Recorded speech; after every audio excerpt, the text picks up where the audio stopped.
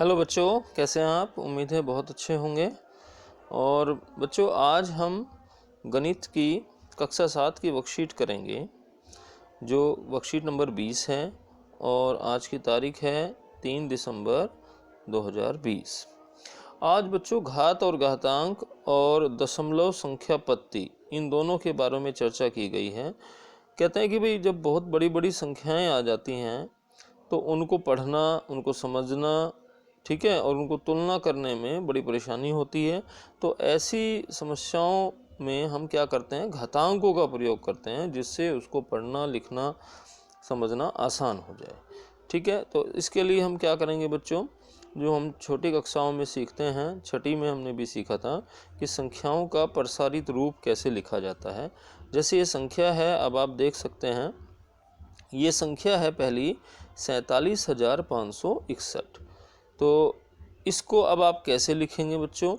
तो उसको लिखने का प्रसार का रूप है, जैसे हमने पहली संख्या 4 लिख ली बच्चों। अब 4 के आगे इसमें अंक गिन लीजिए, 7, 5, 6, यानी 4 अंक हैं। तो इसका मतलब है इसमें किसकी गुना करेंगे हम? 10,000 की। तो 4 गुना 10 हो गया 40,000। अब ये 47,000 था, तो 7 के आगे कितने की गुना करेंगे बच्चों? 3 जीरो की, यानी ये हो गया 7,000। और 5 के आगे कितने अंक बचे? 2, तो ये आ गया 5 गुना 100। और 6 के आगे कितना अंक बचा? 1, तो यानी आ जाएगा 6 गुना 10। और आखिरी का जो इकाई का अंक है वो ऐसे लिखा, यानी जो इकाई का अंक है वो एज इट इज लिखना है। दहाई का अंक था 6, उसमें 10 की गुना। और आपका 1000 का अंक था 5, उसमें 100 की गुना। हाँ बेटा ध्यान से सुनो, इकाई का अंक जो है उसमें 1 की गुना, दहाई के अंक में 10 की गुना बच्चों, और जो सैकड़े वाला अंक है उसमें 100 की गुना, और 1000 वाले अंक में किसी करनी है 1000 की गुना। इसी तरह 10,000 के स्थान पे आया उसमें 10,000 की गुना। तो इस तरीके से हम कक्षा 6 में आपको समझाते थे, वही नियम आपने यहाँ अपनाना है। तो इसको प्रसार करना बहुत ही आसान होता है। अब बस आप एक बार ध्यान से समझ लें तो आपको समझ आ जाएगा। तो जैसे कि इसमें एक बात और सिखाई गई है कि 10,000 अगर आपके पास कोई संख्या है तो इसको घात के रूप में, घातांकों के रूप में कैसे लिखेंगे। अब आप देखिए ध्यान से कि 10,000 जो है उसमें कितनी बार 10 आएगा। तो आप देखिए इसमें 4 जीरो हैं, तो 4 जीरो का मतलब 10 को कितनी बार लिखना है? 4 बार।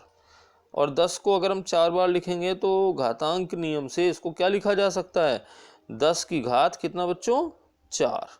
अगर कोई भी संख्या जितनी बार आती है वो उसकी घातांक के रूप में लिख दी जाती है। तो यहाँ पर इसी तरह 1000 को सिखाया गया है। 1000 को हम 3 बार लिखेंगे, 10 गुना 10 गुना 10। तो यानी इसको घातांक रूप में लिख सकते हैं 10 की घात 3। तो इन नियमों का प्रयोग हम प्रसार रूप में निकालने में करेंगे, जैसा कि अब आप आगे भी देखेंगे। तो अब इसके बाद एक थोड़ा सा एक्सप्लेनेशन मानक रूप का दिया गया है, जिसको मैं आपको समझा देता हूँ। मानक रूप में क्या कहा गया है कि किसी भी संख्या को 1.0 और 10 दशमलव के बीच की जो दशमलव संख्या होती है, ठीक है, और 10 की घात के गुणनफल के रूप में जब हम व्यक्त करते हैं, कोई भी संख्या हो बच्चों, उसको जो संख्या 1.0 और 10 दशमलव के बीच की एक दशमलव संख्या होती है, तो उसको हम इसके बीच में व्यक्त करते हैं। ये इनके बीच ही होती है, 1 से 10 के बीच, ठीक है बच्चों। और बाकी संख्याओं के लिए हम 10 की घात का प्रयोग करते हैं, और इसको हम मानक रूप कहा जाता है। तो एक उदाहरण से ही आप इसको समझ सकते हैं कि हम इसमें किस तरह से मानक रूप निकालते हैं। तो अब मैं आपको एक उदाहरण पहले मानक रूप का समझा रहा हूँ। देखिए ये उदाहरण नंबर 2, इसमें एक संख्या दी गई है 390878, ठीक है। अब हमें क्या करना है बच्चों, इसको मानक रूप में व्यक्त करना है। तो मानक रूप में व्यक्त करने के लिए हमने क्या किया, पहले 3 के बाद कोमा लगा दिया, ठीक है, क्योंकि हमें 0.3 के बाद लाना है, और बाकी संख्याओं को उसी तरह से कोमा लगा के व्यक्त कर दिया। अब आपने देखिए बच्चों क्या करना है, 3 के बाद हमने सबसे पहले क्या लगा देना है? दशमलव, और बाकी पूरी संख्या जो कि तो उतार देनी है, एज इट इज लिख देनी है, 90,878, ठीक है, 90878। अब आप देखिए दशमलव लगाने के लिए हमने कितने संख्याओं का प्रयोग किया है। देखो 1, 2, 3, 4, 5, यानी 3 के बाद 5 संख्याएं थी, तो इसलिए हम बाएं से इन संख्याओं को गिन लेते हैं। तो हमने इसकी गुना में ये लिख दिया 1 लाख। ठीक है, दशमलव लगा के 3.90878 और इसको 1 लाख लिख दिया। और इस 1 लाख को अगर हम 10 की घातांक के रूप में लिखें तो ये होता है 10 की घात 5। तो मानक रूप हुआ बच्चों आपका क्या, 3.90878 और गुना 10 की घात कितना बच्चों, 5। क्यों हुआ ऐसा, क्योंकि 3 के बाद जो है ना 5 अंक आए थे बच्चों, इसलिए ये 10 की घात 5 आया। और पहले ही अंक के बाद आपने बाएं से पहले ही अंक के बाद दशमलव लगाना है, जिससे ये मानक रूप बन जाएगा। और ये संख्या किसके बीच आ जाएगी, 1.0 से किसके बीच लिखनी है हमें, 10.0, यानी 1 से 10 के बीच ये संख्या होती है हमारी। इसी के रूप में हमें इसको व्यक्त करना होता है, इस बात का आप ध्यान रखें। तो हमने पहले मानक रूप को थोड़ा सा समझा दिया आपको। अब हम बात करते हैं कि जो प्रसार रूप है वो किस तरह से व्यक्त किया जाता है, जैसा कि हम पहले भी समझा चुके हैं। अब ये देखिए, ये एक संख्या वही है, इसको अगर मैं पढ़ूं तो 3,90,878, तो इसको ये कहा गया है घातांक के रूप में व्यक्त करिए। तो घातांक के रूप यानी 10 की घात वाला रूप। तो अब हम घातांक का रूप आप समझ जाना कि 10 की घात वाला रूप। तो हम सबसे पहले क्या करेंगे, 3 के बाद जितने अंक हैं, देखिए 3 के बाद कितने अंक हैं यहाँ गिन लेंगे आप, ये 5 अंक हैं बच्चों। तो 3 के बाद 3 गुना 5 अंक वाली जो संख्या होगी वो 1 लाख होगी। ये आ गया 3 गुना 1 लाख। ठीक है, अब 9 के अंक के बाद बचे 4 अंक, तो ये आ जाएगा 9 गुना 10,000। फिर 0 आया, 0 के बाद कितने अंक बचे, 3, तो 0 गुना 1,000। 8 के बाद कितने अंक बचे, 2, तो 8 गुना 100। 7 के बाद 1 अंक बचा तो 7 गुना 10 बच्चों, और 8 के बाद कोई संख्या नहीं बची तो 8 गुना 1। इस तरह से हमने इसका प्रसार रूप लिख दिया। अब प्रसार रूप लिखने के बाद अब हमें क्या करना है, इसको 10 की घात यानी घातांक रूप में व्यक्त करना है। ये बेटा प्रसार रूप है, अब हम इसको घातांक रूप में बदलेंगे। तो ये 1 लाख का मतलब होता है बच्चों 10 की घात 5, इसमें 5 जीरो आई हैं। तो 10,000 का मतलब इसमें 4 जीरो हैं, 10 की घात 4। 1,000 का मतलब 10 की घात 3, और 100 का मतलब 10 की घात 2, और 10 का मतलब है 10 की घात 1, और जिसमें 1 है उसका मतलब है 10 की घात 0। क्योंकि ये बात आपने ध्यान रखनी है कि 10 की घात 0 का मान कितना होता है बच्चों, 1 होता है।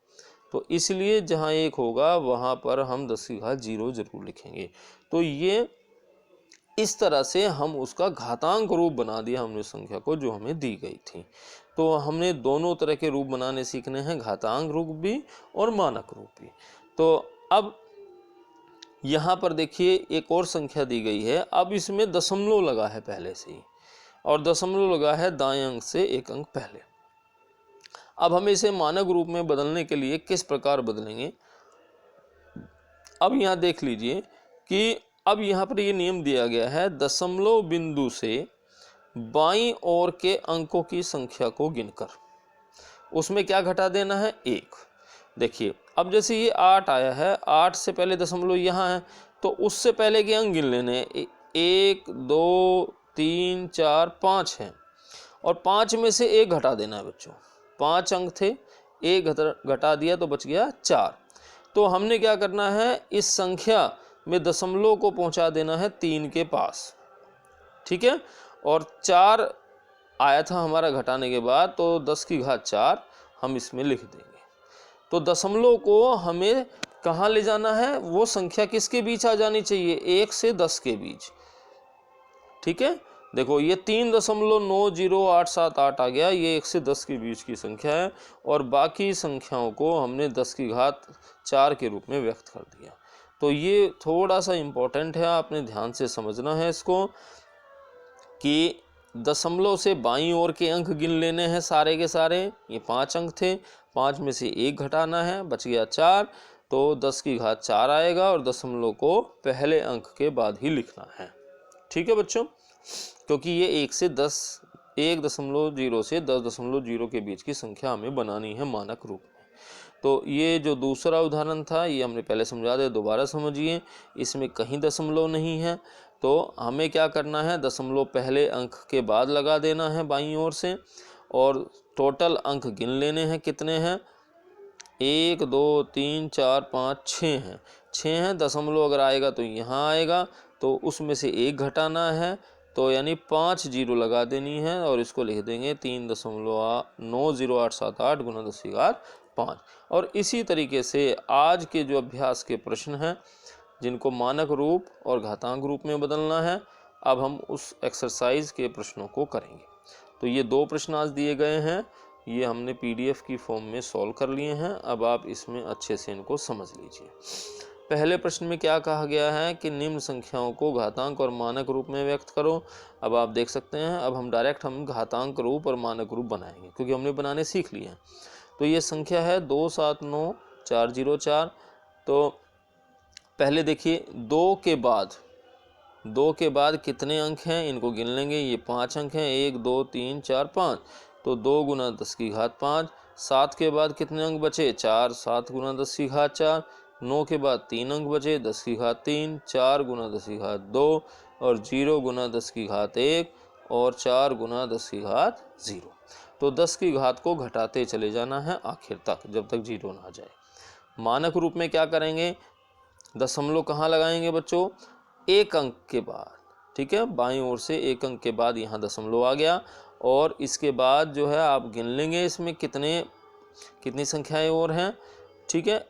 ये देखिए 1 2 3 4 5, तो गुना में 10⁵5। अब ये संख्या 1.0 और किसके बीच है, 10.0 की, क्योंकि 2 दशमलव लिखा हुआ है। तो इस तरह से हम इसका मानक रूप बनाएंगे हर संख्या का। अब आप अगले प्रश्न देखिए, दूसरा पार्ट ये दिया है 3006194। तो यहाँ पर 3 के बाद टोटल अंक गिन लेंगे कितने हैं, ये 6 हैं बच्चों। तो 3 गुना 10⁵6 से शुरू होगा, फिर 0 गुना 10⁵5, फिर अगला 0 गुना 10⁵4, फिर 6 के साथ आएगा 6 गुना 10⁵3, 1 के बाद 1 गुना 10⁵2, 9 के साथ 10⁵1 और 4 के साथ 10⁵0। तो ये हो गया घातांक रूप। और जब आप इसका बच्चों मानक रूप बनाएंगे तो क्या करेंगे, मानक रूप में ये जो संख्या है आपकी, इसमें पहले अंक यानी 3 के बाद दशमलव लगा दिया देखिए हमने, और उसके बाद यहाँ दशमलव लगाएंगे तो गिन लेंगे 1 2 3 4 5 6। तो ये आपका आंसर आ जाएगा 3.0006194 और गुना में 10⁵6। तो अब आप बहुत ही आसानी से इन सभी पार्ट को कर सकते हैं। अब आप थर्ड पार्ट को देखिए। थर्ड पार्ट में क्या करना है बच्चों, मानक घातांक रूप बनाते हुए कि जैसे पहली संख्या 1 है, तो आपने क्या करना है, 1 के बाद बाकी पद देख लेने हैं कितने हैं, ये पद गिन लेने हैं। ये 5 हैं बच्चों, तो 1 गुना 10⁵5, 2 के साथ आएगा क्या 10⁵4, 0 के साथ 10⁵3, 7 के साथ 10⁵2 और 1 के साथ 10⁵1 और 9 के साथ 10⁵0। तो जो संख्या जिस स्थान पर है, अगर वो इकाई के स्थान पर है तो 10⁵0, अगर वो दहाई के स्थान पर है तो गुना में 10⁵1, अगर वो सैकड़े के स्थान पर है तो 10⁵2, और वो हज़ारवें स्थान पर है तो 10⁵3, और यदि वो 10,000 के स्थान पर है 10⁵4, यदि वो 1,00,000वें स्थान पर है तो गुना में 10⁵5 लिखा जाएगा। और मानक रूप लिखते हुए कैसे करेंगे बच्चों, आप 1 के बाद दशमलव लगा देंगे, पूरी संख्या उतार देंगे और गिन लेंगे कितने पद आए हैं, 5 हैं, तो गुना में 10⁵5। तो बहुत ही आसानी से आप इन प्रश्नों को कर रहे हैं। इसी तरह से पूरा करना है आपने इस पूरी वर्कशीट को। तो इसी तरह से अब अगला क्वेश्चन देखिए। तो ये है आपका 280619। तो आपने ये पद गिन लेने हैं कितने हैं, 2 के बाद यहाँ से गिनेंगे तो ये टोटल 6 संख्याएं हैं। तो 2 गुना 10⁵6 से शुरू होगा, 8 गुना 10⁵5 और इसी तरह से उसी क्रम में बढ़ते जाएंगे जैसे हम पहले करते रहे हैं। कोई चेंज नहीं करना, वही नियम अपनाना है। मानक रूप लिखते हुए 2 के बाद दशमलव लगाना है और उसके बाद ये पद गिन लेने हैं कितने हैं, ठीक है। ये 6 पद हैं तो गुना में 10⁵6 आएगा। इसी तरह से आखिरी पार्ट है पहले प्रश्न का, यह है 20,068। तो आप देख सकते हैं घातांक रूप में यहाँ से गिन लेंगे तो 2 गुना 10 की घात 4, फिर 0 गुना 10 की घात 3, फिर अगला 0 10 की घात 2, 6 दहाई के स्थान पर गुना 10 की घात 1 और इकाई के स्थान पे 8 गुना 10 की घात 0। और मानक रूप में 2 के बाद दशमलव लगा देंगे और गिन लेंगे कितने संख्याएं कितने पद हैं, 1 2 3 4, तो गुना 10 की घात 4। तो ये पहला प्रश्न आपको क्लियर हो गया होगा। अब दूसरे प्रश्न में क्या कहा गया है, बड़ी बड़ी संख्याएं हैं और उनको मानक रूप में बदलना है। अब घातांक रूप नहीं लिखना है तो बहुत ही आसानी से हम लिखेंगे।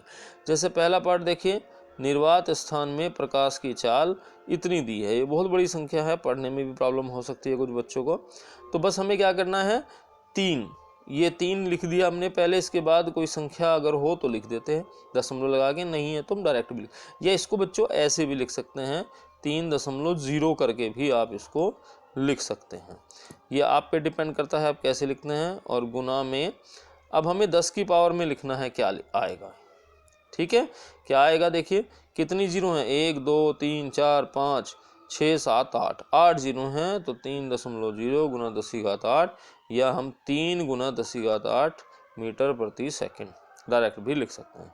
तो संख्या हमारी 1 से 10 के बीच रिप्रेजेंट होनी चाहिए, ठीक है बच्चों।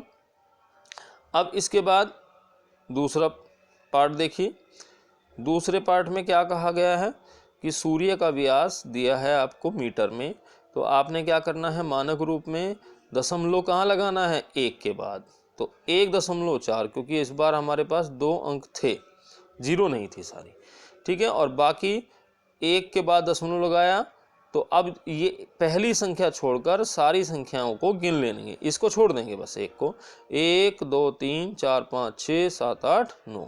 तो पहली संख्या के बाद हमारे 9 संख्याएं थी, तो इसलिए इन 9 संख्याओं की होने की वजह से गुना में कितना आ जाना है, 10 की घात 9, केवल बाएं का पहला अंक छोड़ना है। ऐसे इसमें करेंगे बच्चों। अब थर्ड पार्ट में, जिसमें पृथ्वी में इतने क्यूबिक मीटर समुद्र जल है, तो पहली संख्या 1 है, 1 को छोड़ेंगे, 1 के बाद दशमलव आ गया और ये 3 पद और आगे, 3 3 5 3, ठीक है। और गिन लेंगे सारे, 3 और 3 6 और 3 9, तो गुना 10 की घात 9 आ जाएगा। ऐसे पृथ्वी चंद्रमा के बीच की दूरी दी गई है। इसमें भी क्या करना है, केवल 3 अंकों को लिखने की जरूरत है दशमलव के रूप में, 3.84 आ गया और 3 के बाद ये सारे पद गिन लेंगे, तो 8 4 और 3 0 3 0, यानी 8 अंक हैं बाद में, तो 10 की घात 8। अब बच्चों इसका आखिरी पार्ट आ गया है आपका कि विश्वमंडल कितने वर्ष पुराना है। तो पहले ये 1 2 दे रखे हैं, तो 1.2 आ गया और यहाँ दशमलव आने की वजह से 1 के बाद ये सारे पद गिन लेंगे यहाँ से यहाँ तक, तो ये आ जाएंगे 3 और 3 6, 3 9 और 1 10, तो आपकी 10 की घात 10 हो जाएंगे। तो मानक रूप बहुत ही आसान होता है लिखना, सभी बच्चे ध्यान से करेंगे। और यदि आज आपको हमारी वीडियो पसंद आई हो तो चैनल को सब्सक्राइब और लाइक भी करेंगे। और जो PDF है आपका आज का सॉल्यूशन, वो डिस्क्रिप्शन में दे दिया जाएगा, वहाँ से PDF को आप देख सकते हैं। कोविड के समय में आपने मास्क का प्रयोग करना है, लगातार हाथों को साफ करना है और सोशल डिस्टेंसिंग का पालन करना है। Thank you.